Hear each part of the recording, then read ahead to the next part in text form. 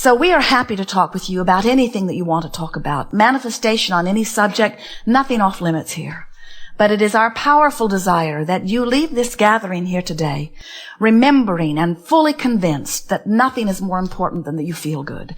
And that moment by moment, feeling good is everything. You can have arthritic hips which give you pain, and you can feel hopeful, or you can have arthritic hips that give you pain and you can feel worried. And the emotional difference will make the difference about your recovery. You can have a bankruptcy looming and feel hopeful, or you can have a bankruptcy looming and feel desperate. And the emotional journey that you are upon will cause the outcome. We want you to realize that you have these two concurrent streams running all of the time. There is the stream of the action that I am observing. There is a stream of the manifestation that I'm observing. And then there's my connection to the stream. And the way you feel, the emotional journey, so to speak, speaks to your connection to the stream. When you make your journey about what's manifested, so you insist, of course I'm worried because these are the facts that I'm observing. Now on this action journey, you have no latitude. You have no leeway. There's nothing that you can do other than continue to create more of whatever it is that you are giving your undivided attention to. Where if you will make your journey an emotional journey, where you say, oh yeah, I've got arthritis in my hips, and never mind how that got here. But I'm hopeful that it will feel better, and I'm anticipating discovering the process that will make that so. And I believe that it will come to me. And even though I haven't figured it out yet, I hope and anticipate that it will be there. Under that vibrational difference, rather than, oh yeah, runs in our family. Grandma had it. Mom had it. The doctors are telling me I've got it. They checked my DNA and told me that if I'd asked them, they would have told me a long time ago I was going to get it. And, you know, it's one of those things that once you get it, you've got it. Not much can be done about it. You just sort of have to learn to live with it. We say, oh, that's a very different vibration going on within you. That's causing you misalignment with the energy stream. That pessimistic attitude, while fact-based, is keeping your signal into that puny little place where even though the stream of well-being is surrounding you and enveloping you, you got a whole different thing going on here. You're not logging on to well-being. You're logging on to the reality that hasn't got anything to do with you. So what we're wanting you to hear is it does not matter where you stand. You can get to wherever you want to be from wherever you are. And we also want to say to you, don't be in such a rush to get there all at once. Be willing to take a step and then another step and then another step and then another step.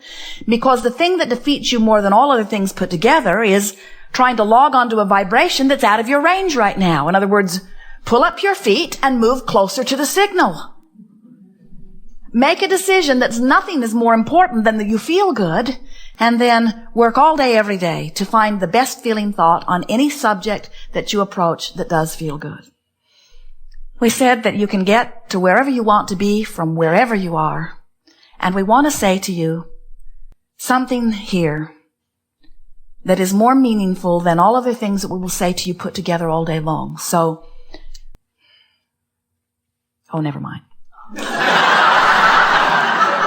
Oh, you want to hear it, don't you?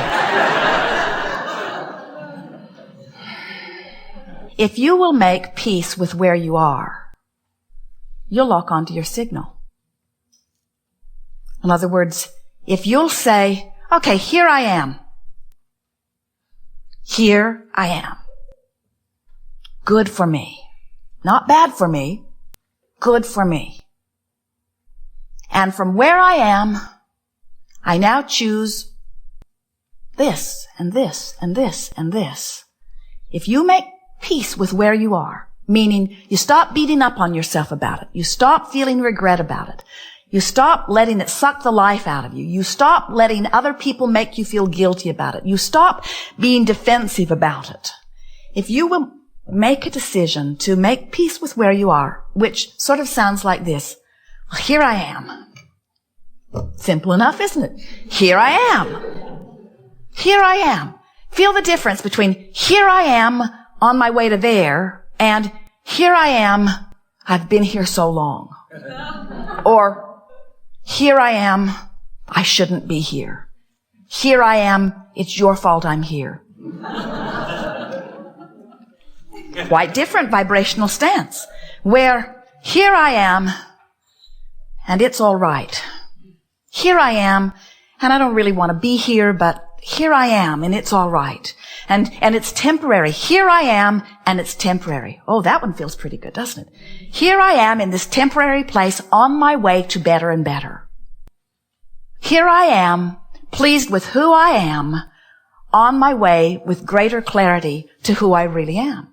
In other words, you got to find ways to soften your personal perspective of where you are, because where you are is the signal that you're beaming. And you got to log on to the signal. You got to find a way of linking up with this source energy. When you don't, you're off the signal. Source energy believes that well-being should be yours. When you don't, you're off the signal. Source energy adores you. Source energy knows about your well-being. Source energy expects good things to come to you. And when you don't, you're off the signal, you see. So that's our best sales job yet. That nothing is more important than that you feel good, because the way you feel is your indication of your signal. So the signal has a couple of components. How much of it am I asking for by the power of my desire? And how much in alignment with that signal am I? In other words, I want it and believe it. I'm right on being. I want it and I doubt it. Resistance. It's not coming, at least not now. I want it means it's always there for you. I want it means the signal is always available, but the allowing part is the part you tweak into place by reaching for the thoughts that feel good to you. And you can feel when you click into alignment. Someone was asking us a question the other day about whether they should hire someone or whether they should not. And they were sort of going back and forth about whether it was a good idea. There were aspects of it that felt good and some aspects of it that did not feel so good. And as we listened, we said, pay attention to which way you're leaning. Well, there was no question which way they were leaning. They could really feel that they were leaning toward making the decision to say yes. And then we said, now you have made that decision. Now line up with the decision. Line up with the decision. And so we offered a whole stream of things that we thought were very reasonable components that made them easily line up with the decision. And then we said, now, your energy is in place. Now, never again go back and question that decision. Don't go back and put it back on the table where you're weighing the pros and the cons anymore. Don't shoot yourself in the foot about this decision. You've lined up with the decision. Let that decision be your decision. And you say, oh, I know people like that. They're stubborn. And we say, yes, they are. They are determined, you say. Ooh, determined. What does that mean? Determined.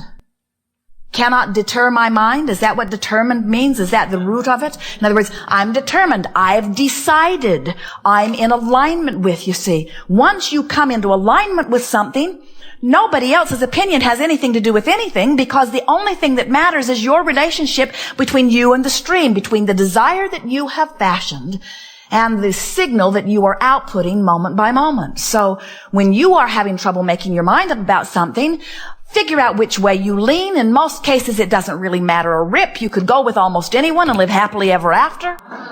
Well, we understand that you have reasons for your pickiness, but you know which way you're leaning.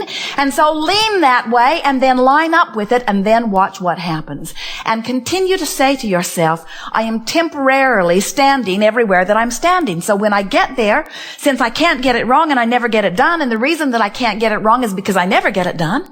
In other words, you can't get it done. You're going to continually have a whole new other barrage of input that's going to cause you to launch another rocket of desire. You constantly amend your desires. And source energy constantly keeps up with the amendments. So, are we convincing you yet that your work, your only work, is to line up with what you think you want? So why don't you do that? Why doesn't everyone? Why is that not easy for you to hear? We'll tell you. It's because the questions we ask are always the easiest to answer. We know the answer before we ask the question. But then we know the answer before you ask the question too. So.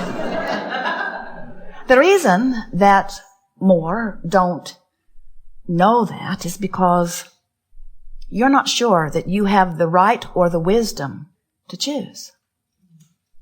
You think somebody else has made the list and that you've got to conform to the list. And what you didn't factor in is they made that list about what you should do so that they'd feel better. And it's time for you to make your list about what you should do so that you can feel better. You are an extension of that which is source. Some call it God. Some call it energy. Some call it consciousness. It does not matter what you call it. You will never be apart from it. It will always flow to you and through you. But you have powerful control about how much of it you let in any moment in time and how much of it you deprive yourself of. And when you let it in, you thrive. When you let it in, you're clear-minded, you're sure-footed, you feel good, life is wonderful, you breathe deeply, everything feels good. Everywhere you go, you find things that are interesting, fascinating, provocative, good feeling. And when you are not allowing your connection to the stream, you feel defensive, you feel afraid, you feel unsure, you feel unworthy, you feel anger, you feel depressed, you feel overwhelmed, you feel frustrated. There's a myriad of emotions all up and down this emotional scale. This glorious guidance system within you, letting you know in every moment how well connected to your link spot in the sky you are. It is our powerful desire that when you leave this gathering today, you never again question your value or your worthiness, and that you let your questioning be about, what do I prefer, this or this? Would I rather love this person or hate this person? Let's see which feels best to me.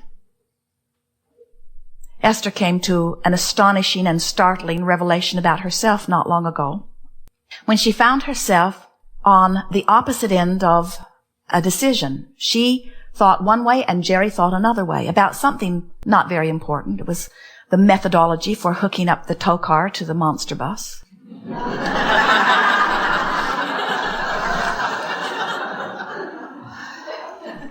And Esther always yields to Jerry because she would much rather that he turns out to be wrong than she does.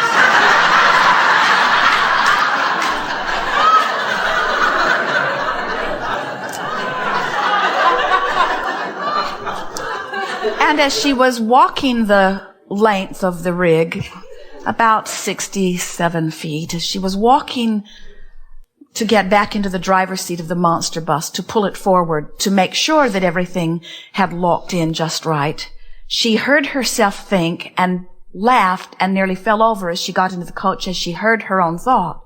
She thought, I hope it doesn't go well.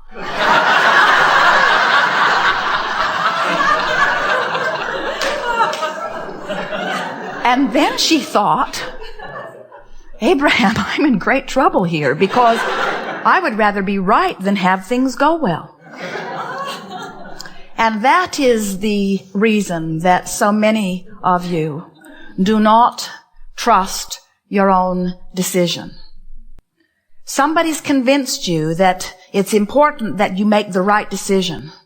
And so you want to take a consensus. What does everybody think? Because, you wouldn't want to make the wrong decision because somehow you've decided that you must be going to be judged on how many times you were right or how many times your partner was wrong. And we want you to understand that when you decide that you're going to look for the truth so that you can line up with the truth, you're going to have a hard time of figuring it out because anything that anybody focuses on for very long, they activate in their vibration and they make it a reality which you call a factual truth. So when you see this stuff that you do not want and you say, well, I cannot ignore it because it's true, what you're saying is someone else, for whatever unknown reason, gave their attention to it long enough that it became active in their vibration, long enough that it became a dominant vibration within them, that it manifested in their experience and became a fact or evidence, and because they did that unwanted thing to themselves, I should do it too.